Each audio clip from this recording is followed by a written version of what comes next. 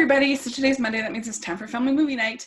And this week I'm doing my review of the recent Descendants 3. I've reviewed already Descendants 1. This isn't Descendants 2 for family movie night. Normally I only do movies that I really like for family movie night. But because I had done the other two, I decided to finish off the series in family movie night. And this aired last Friday. Of course, it's very, very sad because the death of Cameron Boyce, very shocking. So that was very sad, and they did a very touching tribute to him at the end, and also a little thing at the beginning, which I thought was really, really nice, and I was glad to see that. It's such a sad thing to lose somebody so young and with so much talent. And, you know, a lot of people are really tough on these movies, on Disney Channel musicals in general, but I've been kind of a defender of them. I think they're fun and charming, and I like the choreography, and they have an energy to them that I enjoy. So as far as the Descendants franchise, I think it started out the strongest, in my opinion. I know a lot of people don't agree with me on there, but I really liked the adult characters in the first one, particularly Kristen Chenoweth. I really like Evil Like Me. I think it's a really fun song. I like Kathy and Jimmy. I thought she was really funny. All the adult characters I really liked, probably because I'm older, I'm not the target demographic. But obviously they saw for their target demographic, they didn't want to have the adult characters, and so then they got rid of them for the second movie. The second movie, I think, has the strongest choreography and dance sequences, even though I prefer the music in the first movie. And I think that people sometimes take these movies too seriously. These are not feature films; they're Disney Channel movies, and they're just a lark. They're not. I don't know. To me, it's kind of similar in the same vein of Once Upon a Time. It's a similar type feel, I think. It's just like a new telling. So when they're like rapping to Beauty and the Beast, to Be Our Guest, it's just silly. It's just not, I think people take it way too seriously. But if it's not your thing, that's fine too. But I thought that the music was the best in the first one. I thought the choreography was the best in the second one.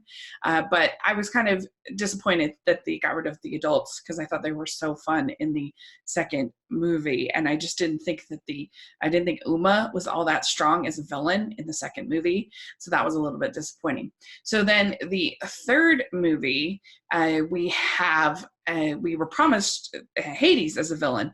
And I think that Hades is by far the strongest part of this movie, but he's not the actual villain. I actually have Audrey, played by Sarah Jeffery, who is Princess Aurora's daughter. And so she becomes the main villain of the movie. And it was kind of interesting for them to have a hero become one of the good guys, become the villain. But I was expecting Hades, and I wanted more Hades because he was so fun. Cheyenne Jackson plays Hades, and he was so fun, and I really enjoyed his performance, and I liked his song, and I just wish like he had been the lead villain, not Audrey. But that's just I'm not the target demographic, so it makes sense to have one of the teenagers be one of the villains. But anyway, just my preference. But I liked the reveal that Hades is Mal's father. I thought that he and Dove Cameron had nice chemistry. He and Mal had nice chemistry together.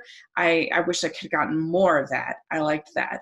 And they tried to be kind of relevant. There's this barrier. Should they take down the barrier? It's definitely with the wall and everything that's happening now. That's definitely a very relevant topic.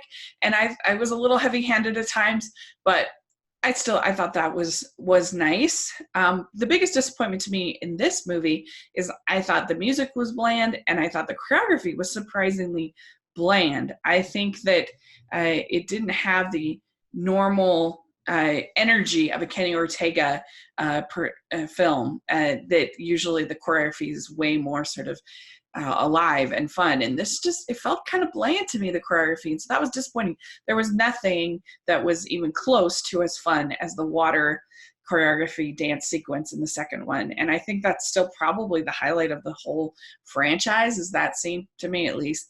And so that was a little disappointing, but overall these films are just kind of silly larks. I think this one was a bit disappointing for me, but it's still, I think is enough that if you're into the franchise, if you like them, then definitely want to give this a watch. And I think Hades is a fun enough character, and there's enough sort of sweet moments and a nice message that it's worth a watch. I would not go fresh on it. I'd probably give it like a 3 or 4. But yeah, let me know what you think of Descendants 3, which is your favorite. My favorite is still the first one, but I do think the second one has the best choreography. So let me know what you think, and thanks so much. Please subscribe to my channel. I'll talk to y'all later. Bye.